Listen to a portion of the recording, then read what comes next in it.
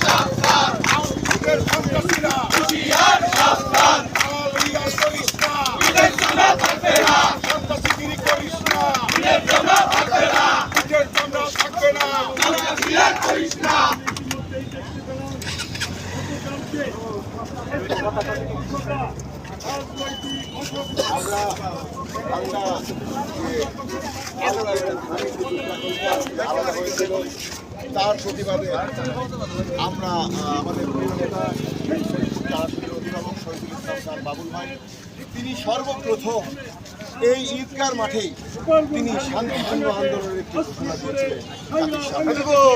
তার পরিপ্রেক্ষিতে আমাদের বিএনপি সহ সাধারণ মানুষ, ভাঙ্গার সাধারণ মানুষ একটি শান্তিপূর্ণ আন্দোলন পরিচালনা করে যাচ্ছিল। আমরা বরাবরের মতো আমরা এই আলগি এবং হামিদ ইউনিয়নবাসীর সাথে একাত্মতা প্রকাশ করে প্রিয় নেতা শহীদুল ইসলাম বাবুল ভাইয়ের নির্দেশে আমরা সহ অবস্থান করে তাদের শান্তিপূর্ণ আন্দোলন চালিয়ে যাওয়ার জন্য আমরা সর্বাত্মক সহযোগিতা করেছিলাম।